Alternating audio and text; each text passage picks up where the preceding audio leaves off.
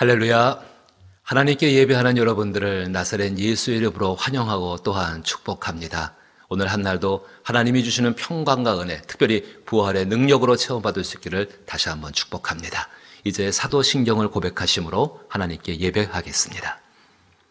전능하사 천지를 만드신 하나님 아버지를 내가 믿사오며 그 외아들 우리 주 예수 그리스도를 믿사오니 이는 성령으로 잉태하사 동정녀 마리아에게 나시고 본디오 빌라도에게 고난을 받으사 십자가에 못 박혀 죽으시고 장사한 지 사흘 만에 죽은 자 가운데서 다시 살아나시며 하늘에 오르사 전능하신 하나님 우편에 앉아 계시다가 저리로서 산자와 죽은 자를 심판하러 오시리라.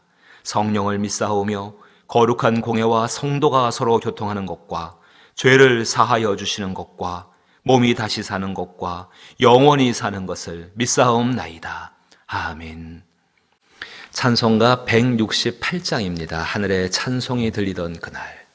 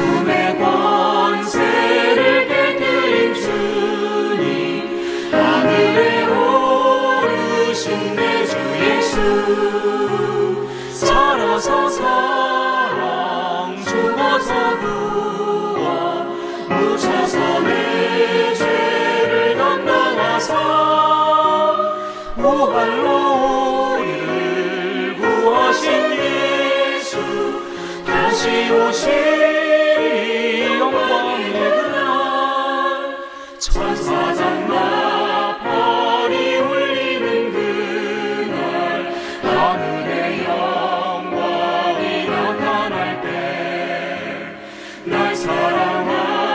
하시는 참되신 친구 날 영접하시러 오신 예수 살아서 사랑 죽어서 구원 묻혀서 내 죄를 담당하사 부활로 우리를 구하신 예수 다시 오시리 영광이니라.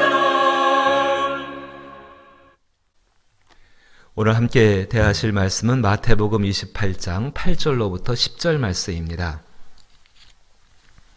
마태복음 28장 8절로부터 10절. 댁에 계시지만은 우리 세 절 말씀을 같이 읽어보죠. 제가 먼저 8절 읽습니다. 같이 읽습니다. 그 여자들이 무서움과 큰 기쁨으로 빨리 무덤을 떠나 제자들에게 알리려고 다름질할새 예수께서 그들을 만나 이르시되 평안하냐 하시거늘 여자들이 나아가 그 발을 붙잡고 경배하니 이에 예수께서 이르시되 무서워하지 말라 가서 내 형제들에게 갈릴리로 가라 하라 거기서 나를 보리라 하시니라. 아멘. 부활하신 예수 그리스도께서 우리의 삶에 찾아와 주시고 또 여러분을 만나 주셔서 오늘 말씀하신 것처럼 평안하냐 샬롬의 축복이 있기를 다시 한번 예수 이름으로 축복합니다. 어제 부활이 일상이 되는 삶이 됐으면 참 좋겠다 생각했습니다. 그래서 그 삶 가운데에서 다시 십자가를 바라보고 그리고 빈 무덤을 바라보는 증거를 갖자는 삶이죠. 말씀을 따라 행함으로 말미암아 증거를 가지고 사는 삶. 그것도 특별히 예수님이 다시 살아났다는 증거를 갖는 삶이 우리 가운데 필요하다라고 말씀을 드렸습니다. 부활이 일상이 됐으면 좋겠다라는 생각에서 끝나서는 안 됩니다. 이제 우리는 하나님 말씀을 따라서 부활이 일상이 되었으면이 아니라 부활이 일상이 되는 삶으로서 우리의 삶을 바꿔나가야 합니다. 특별히 코로나19로 인하여서 참 여러 가지 어렵고 힘겨운 문제가 눈앞에 훤히 보이지 않습니까? 이 힘겹고 어려운 문제들 어디 그것뿐이겠습니까? 코로나19가 아니라 할지라도 우리의 영혼과 우리의 육체의 삶 가운데 있는 여러 어려움들을 우리는 분명히 예수 부활의 능력을 가지고 해결받으며 또 해결하며 살아나가야지 않겠습니까? 그러하기 위해서는 단순히 우리의 마음속에 있는 바람, 정말로 예수님의 부활하신 것이 나의 일상의 삶이 됐으면 좋겠습니다가 아니라 그것을 만들어 갈 수 있는 능력의 삶이 되어야 한다고 믿습니다. 사랑하는 성도 여러분, 하나님은 그런 삶들에 대해서 감춰놓으시고 우리 가운데 찾아가라라고 이야기하지 않으십니다. 성경을 통해서 분명히 그 길들을 우리 가운데 보여주고 계십니다. 성경으로 돌아가십시다. 성경은 분명하게 예수님의 죽으심 그 다음의 부활을 이야기합니다. 너무 단순한 이야기지요. 당연히 예수님의 죽으심이 있고 그 다음에 부활이 있는 게 당연한 거 아닙니까? 이 당연한 것 속에 우리는 찾아볼 수가 있어야 합니다. 멀리 있지 않습니다. 예수님의 죽으심이 있습니다. 그 다음에 예수님의 부활이 일어났습니다. 부활의 시작이 어떻게 되는가를 보십시오. 분명히 죽으심이 거기 있었습니다. 그리고 그 자리에서 일어나고 있는 일들입니다. 여기 나온 여인들이 이 무덤에 갈 때에 이 무덤이 그렇게 예수님이 그 십자가에 달리신 그곳에서 멀리 떨어져 있지 않습니다. 그것을 통과해서 가야 되는 곳이 무덤입니다. 분명히 십자가를 기억하고 갑니다. 갔는데 어떤 일이 벌어졌는가? 천사들이 여인들이 보았는지 안 보았는지 여인들이 보았는지 안 보았는지 그것보다 더 중요한 것은 거기 천사들이 등장을 하고 있다는 것입니다. 천사들의 등장 자체가 굉장히 경이로운 일이고 경외감을 일으킬 수밖에 일 아니겠습니까? 부활의 시작이 어떻게 표현되어지고 있는가? 이성과 감성과 지성을 뛰어넘는 경외함으로부터 시작을 하고 있다는 사실을 기억하셔야 합니다. 동시에 오늘 말씀 읽어보니까는 그렇게 시작된 부활이 여인들에게 그 9절 말씀 보니까는 예수께서 그들을 만나 이르시되 평안하냐 하시거늘 여자들이 나와 그 발을 붙잡고 경배하니 친밀감이죠. 부활이 일상이 되는 삶을 살기 위해서 우리가 정말 그것을 어떻게 우리의 삶이 되게 할 것인가. 정말 중요한 것 두 가지가 성경 가운데 보여지는데 그 한 가지가 경외함입니다. 또 한 가지가 친밀함입니다. 경외함이 무엇인가? 예수님의 부활은 충격적인 사건입니다. 여러분 어떻게 생각하십니까? 예수님의 부활이 충격적인 사건이다? 아니면은 그냥 성경책에 기록된 사건이냐? 나와 직접적인 관계가 없는 사람도 우리 뉴스나 이런 것을 보시면은 죽었다가 살아났다는 이야기를 종종 듣습니다. 그때 야 대단하다, 참 놀랍다, 그런 생각들을 누구나 다 하게 되어집니다. 그런데 나의 사랑하는 구주께서 돌아가셨다, 죽으셨다가 다시 살아났다는 이야기, 그 이야기가 과거에 있었던 어떤 사건처럼 기억되고 있다고 한다면은 우리의 생각이, 우리의 마음이 그 예수님과 가까이 있는 것은 좀 아니지 않겠습니까? 나와 정말 깊은 관계를 맺은 사람이 죽었다가 살아났다고 한번 생각해 보십시오. 이거 정말 대단한 것입니다. 더욱이 내가 죽었다가 살아났다. 아직 사실 우리는 죽었다가 살아나 본 경험이 없으니까 이걸 잘 이해 못하겠죠. 근데 분명히 성경은 죄 가운데 우리가 죽었다고 이야기합니다. 죄가 더한 곳에, 죄가 많은 곳에 은혜가 더 많이 있다라고, 넘친다라고 성경이 우리 가운데 증언을 하면서 이렇게 이야기합니다. 로마서 5장 20절과 21절 말씀을 보시면 로마서 5장 20절과 21절에 율법이 들어온 것은 범죄를 더하게 하려 함이라. 범죄가 자꾸 드러나게 되는 것이죠. 법이 있으니까는요. 율법이 들어온 것은 범죄를 더하게 하려는 것이라. 그러나 죄가 더한 곳에 은혜가 더욱 넘쳤나니 죄가 많아지면 죽을 수밖에 없습니다. 죽었습니다. 어제 보신 말씀대로 갈라디아서 2장 20절 말씀 그대로 우리는 십자가에 못 박혀 죽었습니다. 사형 판결을 받았습니다. 형이 집행됐습니다. 그런데 거기 예수가 부활하셨습니다. 그 예수와 함께 같이 살아났고 영으로 살아났고 곧 육도 살아나게 될 것입니다. 영으로 살아나게 되어졌고 예수를 믿는 믿음 안에서 살게 되어진 것이 우리입니다.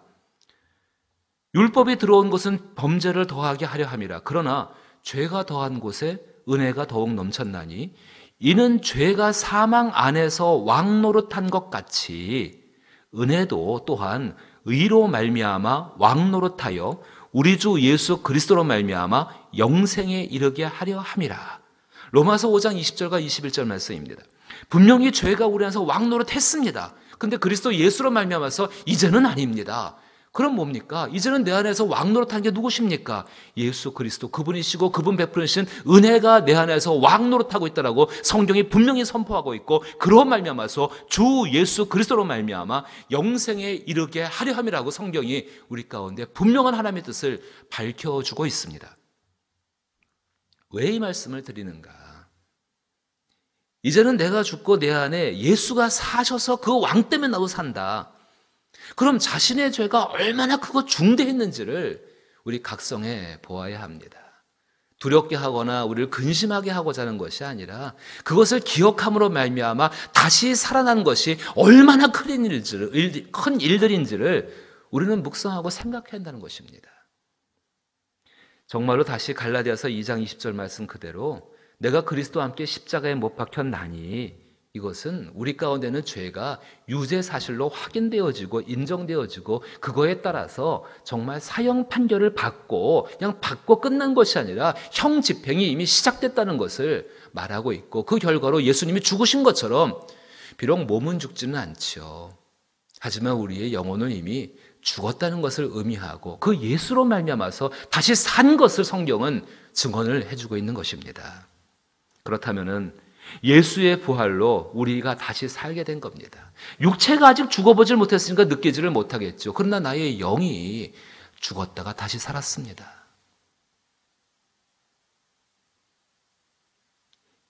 이것에 대해서 자기의 영혼을 생각하고 산다면 이것이 얼마나 놀랍고 얼마나 경이로운 일인지를 알게 될 것입니다. 예수의 부활은 역사적으로는 2000년 전에 있었던 어떤 사건입니다.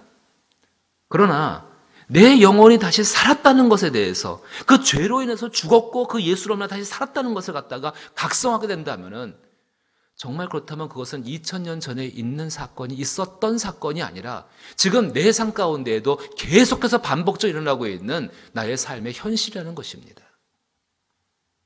예수의 부활의 처음 증인인 이 여인들, 그들이 경험한 것은 정말 충격적인 것이고 경외감을 가질 수밖에 없는 것이었습니다. 오늘 본문 말씀 보시게 되면 돌아와서 8절 말씀 보면은 그 여자들이 무서움과 큰 기쁨으로 이렇게 말합니다. 무서움과 큰 기쁨으로.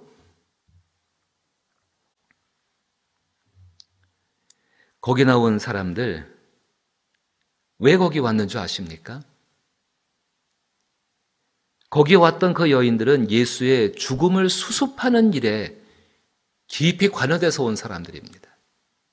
예수의 죽으심을 수습하는 것, 산 사람을 위한 일을 하는 것이 아니라 죽은 자를 위해서 일을 하기 위해서 거기 온 것입니다.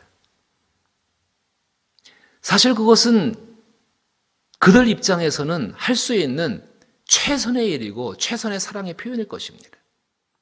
그런데 하나님의 능력이 그 가운데 임했습니다. 상황이 완전히 바뀌었습니다.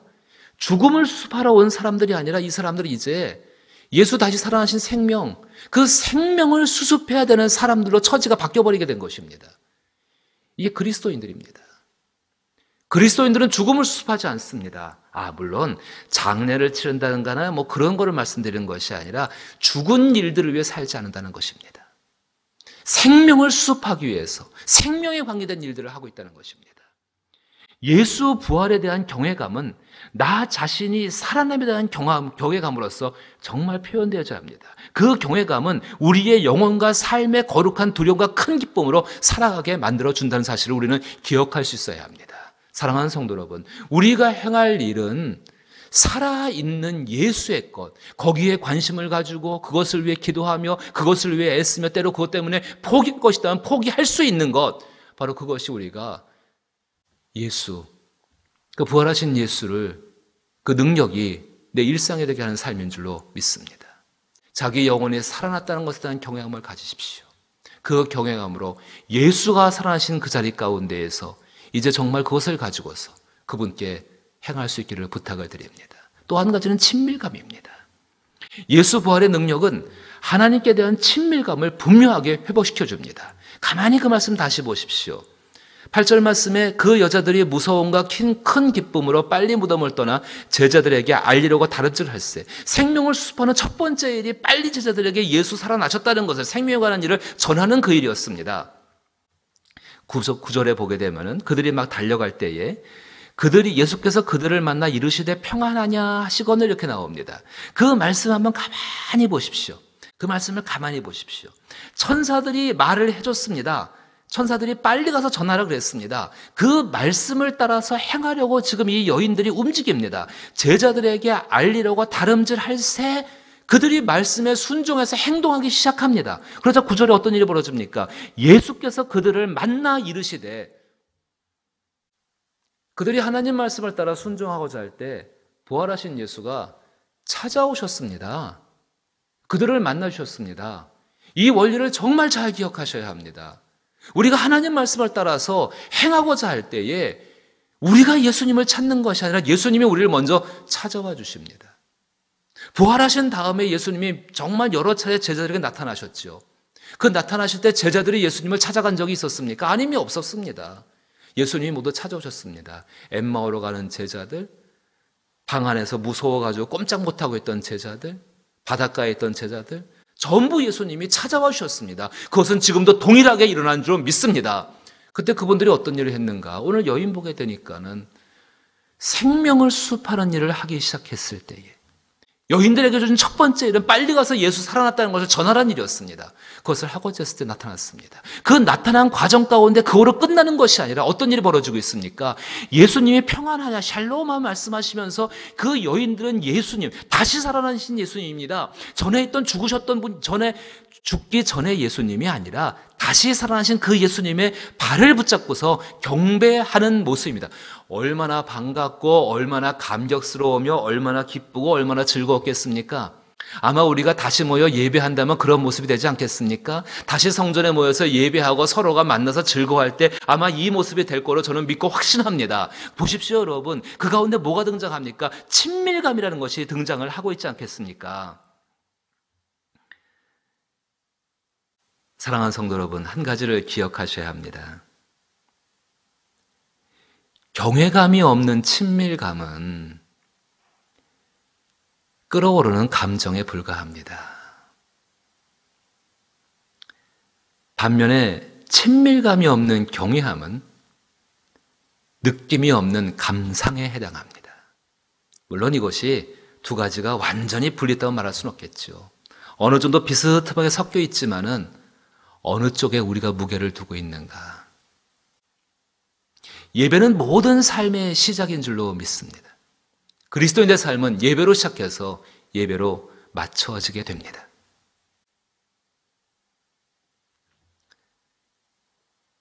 태어났을 때에 출생을 감사하며 예배하지 않습니까?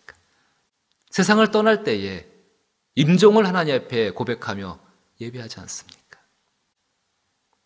어떤 일을 시작할 때, 어떤 일을 마칠 때 그리스도인들의 삶은 예배 가운데 있습니다. 우리가 드리는 예배를 받으시는 분은 우리 하나님이시고, 그렇게 하나님이 받으시는 예배를 드릴 수 있는 것은 부활하신 주 예수가 계시기 때문 아니겠습니까? 그럼 부활하신 주 예수 때문에 드릴 수 있는 그 예배가 어떤 예배인가? 친밀감과 경외감이 아름답게 조화를 이룬 예배입니다. 코로나19로 인하여서 오랜 시간 함께 모여 예배를 드리고 있지를 못하지요. 사실상 교회의 예배가 드려지지 못하고 있는 것입니다. 주일에도 말씀드렸지만 저는 깊이 생각해 봅니다. 우리가 예배 가운데서 온전치 못한 것이 무엇이 있었는가? 예배를 드리는 각자의 심령 가운데도 정말로 한번 돌아보아야 합니다. 너무 친밀함에만 치우쳐 있지 않았는가? 너무 경외함만 치우쳐 있어가지고 그렇게 돼 있지 않았는가? 섞여 있어도 어느 쪽에 기울어 있지 않았는가? 두 개가 적절히 아름답게 조화를 이루어서 정말 그 마음을 가지고 하나님께 나가는 것이 오늘 본문에 등장하고 있는 하나님은 예수님을 경배하는 참된 예배자의 모습으로서 등장을 하고 있다는 것, 여러분 볼 수 있기를 주의 이름으로 축복합니다. 사랑하는 성도 여러분, 우리의 삶이 부활이 일상이 되는 삶으로 변화시키고자 한다면 하나님 앞에 예배하는 삶이 새로워져야 합니다. 이전까지 그저 아무런 느낌도 없이 그냥 그렇게 드렸던 감상하는 식의 예배였다고 한다면 우리는 이것을 돌이켜야 합니다. 경외감, 그 경외감 없이 그저 친밀한 것이 좋아서만 그렇게 했다고 한다면 우리는 생각을 바꿔야 합니다. 두 가지의 생각을 동시에 가지며 어떻게 이것이 잘 기울지 않고 조화를 이루어서 하나님 앞에 예배할 것인가? 성령은 그 길을 가르치실 줄로 믿습니다. 분명히 꾸짖지 않고 지혜를 주신 하나님의 놀라운 은혜는 우리 가운데 그렇게 예배하는 방법들을 알려주실 줄로 믿습니다. 그 일을 위해서 기도하고 다시 만나는 날 진실로 예수 앞에 무릎을 꿇는 경외함과 예수를 만지고 예수의 발을 붙잡는 친밀함으로 예배할 수 있는 저와 여러분 될 수 있기를 주님의 이름으로 부탁을 드립니다. 그리하여 우리의 삶이 예수의 부활의 능력으로 채워지며 부활이 일상이 되는 삶이 살 수 있기를 나사렛 예수의 이름으로 축복합니다. 아버지 하나님, 저희의 삶 가운데 돌아볼 것을 돌아보게 하시고 주일에 주신 말씀 그대로 버릴 것들을 버리게 하시고 힘쓸 것들을 힘쓰게 하여서 제대로 하나님을 섬기는 사람들이 되게 하여 주옵소서. 특별히 오늘 말씀 가운데에 부활하신 예수 그리스도, 이들을 만나신 예수님, 그 가운데 있던 여인들의 모습은 경외함과 친밀감을 가지고 예수의 발 앞에 경배하였나이다. 아버지 하나님, 저에게도 이 마음을 불어넣어 주시고 이에 합당한 행동을 할 수 있는 성령의 지혜들을 더하여 주시어서 저희가 예배할 때에 그것이 어디든 간에, 그것이 가정이든 간에, 그것이 개인이든 간에, 그것이 교회이든 간에 예배할 때에 오직 이 마음 가지고 부활하신 예수를 예배하고 경배하여서 저희의 삶이 부활이 일상이 되는 삶이 되게 하여 주옵소서. 그날까지 하나님의 지키심과 은혜가 더하여 주옵시고 능력으로 더하여 주옵시고 특별히 우리 가운데 병들고 약한 자를 주님의 손으로 만져주시며 새롭게 하여 주실 때에 그 심령 깊은 것보다 새로움이 있게 하여 주옵시고 육체가 회복되는 놀라운 능력으로 말미암아 하나님 앞에 강건함을 얻게 하여 주옵시며 삶의 고단한 인생길 가운데 지쳐있는 이들을 찾아가 주시어서 하나님의 능력 가운데 회복시켜 주옵시고 주의 성령의 평안함을 누릴 수 있는 복된 은혜로 함께하여 주옵소서. 오 주여, 이제 이 코로나19 사태가 그쳐지고 하나님께 예배하게 되기를 원합니다. 교회의 문을 열게 되기를 원합니다. 성령님 함께하여 주셔서 이 일을 이루어 주옵소서.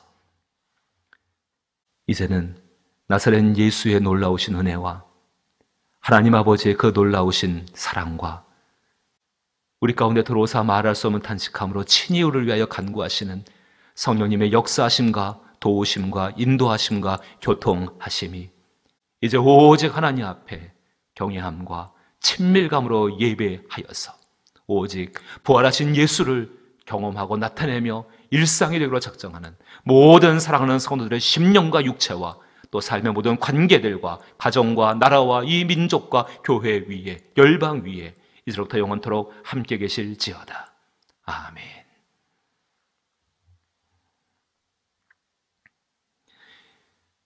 함께 기도할 수 있게 되기를 원합니다.